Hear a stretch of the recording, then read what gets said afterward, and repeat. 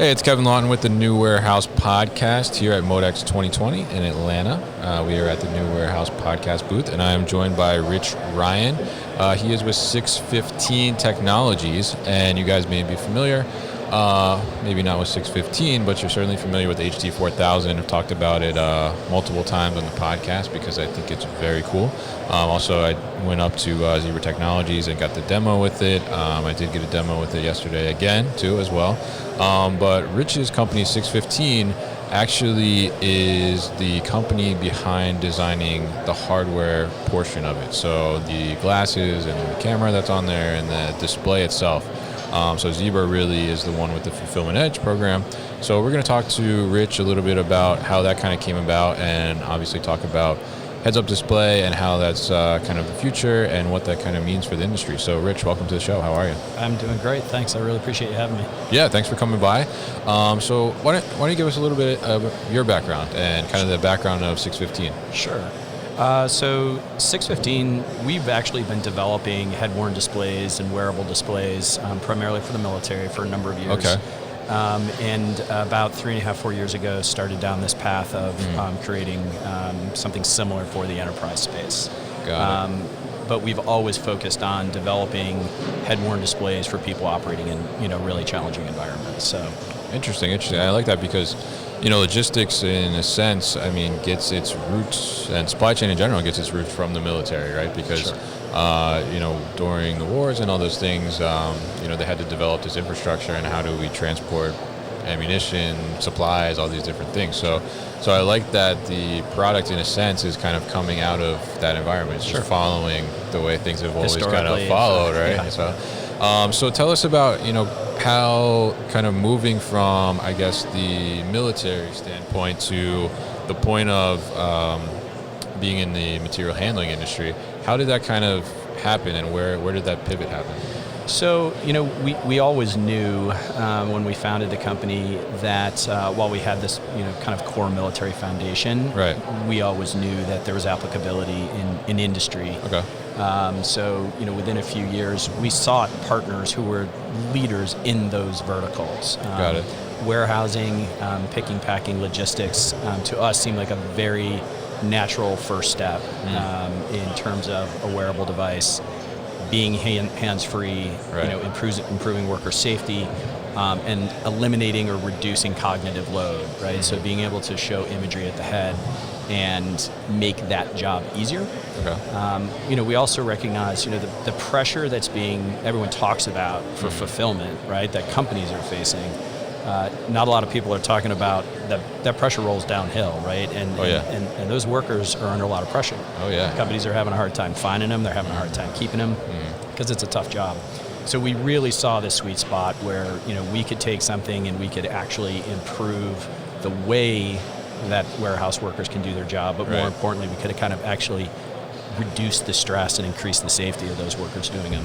Definitely interesting. So now when you, because we talked a little bit before we started talking here, but the hardware itself and the device, I guess the glasses you would call them, right? How did the, I guess, design and kind of the overall development of that, how similar is it to the military products that you were doing, and then what kind of changes did you need to make in order for like the warehouse worker? Sure. So it's actually a great question because most of our architecture around how we've designed this came from our core belief that, one, if it doesn't need to be on the head, don't put it on the head.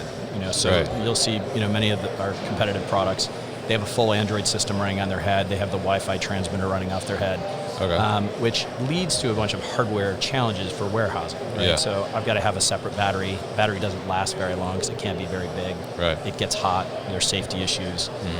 The way that it's positioned can be on the side of your head, occluding and preventing some peripheral vision. So we took all these kind of considerations from the warehouse, and we also tied it in with kind of our philosophy of designing products for the military. Yeah. And that's really what led to, at the time, no one was really thinking about it, but a wired solution that plugs into a host device. And in partnering with Zebra, there's a number of barriers to scale, I think, in companies who Right. are trying to implement augmented reality in a warehouse. So we were trying to address all those. And one of them is obviously risk, complexity, the challenges of kind of writing custom software, getting rid of the equipment you currently have in your warehouse. Right. So what we really strove to do was to basically HUD enable equipment that is already out there. Okay. So I can take, with very little risk, and just by writing an Android app, I can take all the data that's already being utilized on a worker, and I can HUD enable it, or I can create a visual representation to the eye without having to do a bunch of complex integration, and without having to worry about another battery, and without having to have all that extra weight and heat and safety issues on the head. So we really kind of took a look at it from, we hear all this news about the improvements that are being found in these pilots, and you ask yourself, well, why is it not rolling out everywhere? Right. And that's what we did a lot of homework with Zebra about, and it does come down to the tactical things. When you when you get this thing on a factory floor and you say, okay, well, I got to change the battery every hour and a half. That doesn't work. It just doesn't work, right? And if it's fragile and it falls, or if that company's not going to be around, or they're not going to support that product, a year from now. So that's why working with Zebra was really important to us. To be able to have that credibility. Really, for us, it was kind of like the adult is in the room, and customers can start to feel a little, mitigate some of that risk. They know this product's going to be supported. They know that it ties into their current equipment. And all at the same time, you're mitigating the amount of risk by tying into a new system into your back-end system, or provisioning a new system on your Wi-Fi network. So that was really important for us from a partnership standpoint. All right, interesting. So now, how did the Zebra partnership actually come about? Was that something you approached Zebra, or Zebra knew about you? And it was kind of a combination. We were approached early on, actually, by Motorola Solutions when they still had the enterprise business and the first responder business. We were working with them and developing different prototypes, showing different capabilities when Zebra announced the acquisition of Motorola Solutions. So we had already had that relationship earlier on, and we were doing things for, use cases around first responders and use cases in the warehouse. Right. So kind of after that transition took place and they went through the integration, they came back to us again. And they had done some homework saying, we really, our customers are asking about augmented reality in the workplace. Right. So they kind of went around and visited a number of companies and looked at a number of technologies and kind of down selected us based on our experience with rugged products and really our optics and low power electronics technology is probably unsurpassed in the industry. So so we continue to work, and as I mentioned, worked alongside with them for years. Actually getting this thing in and making adjustments and making modifications based on human factors feedback and everything else. And it was it was a fantastic relationship, obviously, for us to gain their level of expertise in the warehousing industry, and they could kind of leverage our expertise in wearable optics and wearable displays. Right, definitely, that's great. I mean, Zebra is kind of so ubiquitous, not only in the material handling world, but just like the world in general. Like everywhere you go now, Zebra has some kind of device that somewhere either prints something or scans something somewhere. So definitely a good partner for you guys to have. And the Filament Edge is a really simplified way to do it, and it's perfect for heads-up display because it only gives you that information you need. That's it, right? Yeah. So now tell us a little bit about the device itself in terms of the glasses. So when I got a demonstration, Zebra was telling me a little bit about there's potential for, I guess, future use of this too, from creating further vision and data capture. So now, can you talk to us a little bit from the hardware side, like, I guess tell us a little bit about what's going on here, and then what is also there that can now be utilized in the future for other things besides just picking.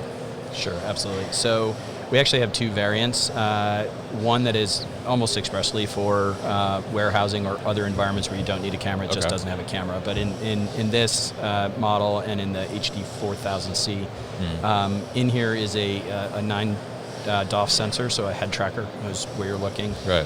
There's a microphone, a camera, and then obviously a display and optic. We selected a see-through optic, which we think is a really big differentiator for us. One, from a safety standpoint, you're looking through a clear piece of glass when images are not present. And two, it does actually enable you to do actual augmented reality. So you can overlay information on the real world, and that is enabled both through the camera and the fact that you're looking at, I'm physically looking at you. If I need to circle your glasses, I'm circling your glasses. I'm not looking at a picture-in-picture as you would with maybe the Vuzix M300 or M400 series. Got it.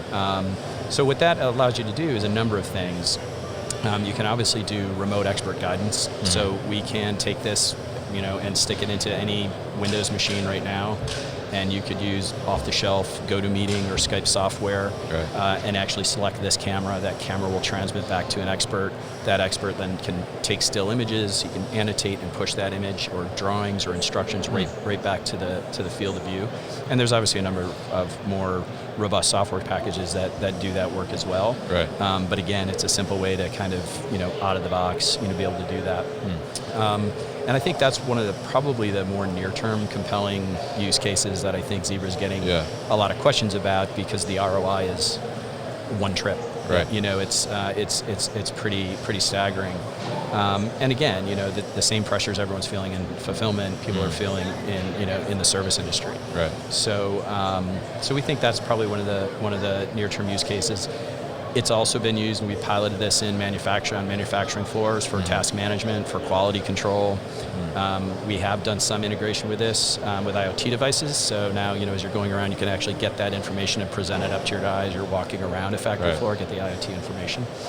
So there's a number of use cases, and it's one of the reasons why we did want to put additional technology in here, things that not necessarily being used in the warehouse, but then people can explore other capabilities. Right, yeah, I think that's really smart to kind of build that in, even if there's not like a near-term use, because that somebody's gonna think and they're gonna ask. So now you can be like, okay, we do have this capability, and we can kind of tweak it around a little bit based on the system and everything, and make it happen for you. And I think that's all about. I think that's so much of what our industry is about now, is that flexibility and ability to kind of pivot as, I guess, your customer, but then also your customer's customers kind of demands and requests change in a way. Sure. Yeah. Well, and Zebra's customers are coming to them with problems. Right. They're not coming with saying, "Oh, I need a HUD to fix my warehousing." Right. Yeah. So as they come to them with problems, then it does enable you to say, well, is augmented reality something that can help with this? So by having those additional capabilities and doing that, you could at least pilot and experiment with it and see if that can solve your problem. So Definitely. So what's next, I guess, for 615 Technologies? Yeah, so we just really kind of launched this in the December-January timeframe, the relationship with Zebra. So we are working with a handful of other companies in different industries as well, and different use cases, and we're excited about that. We're already looking at what our Gen 2 device would be. We've already received some feedback from some pilots that have gone on for extended periods of time. So we're already kind of compiling that information and continue to compile it as we're working with Zebra's customers and other customers to be able to really say, well, what's going to be in the product 12 months from now? Are there ways we can even further reduce size and improve performance? But currently, the phase that we're in right now is just continuous improvement. So we're doing quarterly sprints from a software standpoint to improve the performance of the camera, to reduce battery usage, and things of that nature that will also then go into future products. Got it. All right, very interesting stuff. So how can we find out more information about 615? Yeah, take a look at our website at www.six-15.com. All right. And check us out. And if you have any questions, certainly ping the contact page, and one of us will get back to you. All right, cool. And we'll post all that information on the newwarehouse.com as well. So, Rich, thanks so much for stopping by. Yeah, awesome. Thank you, Ken. Appreciate it.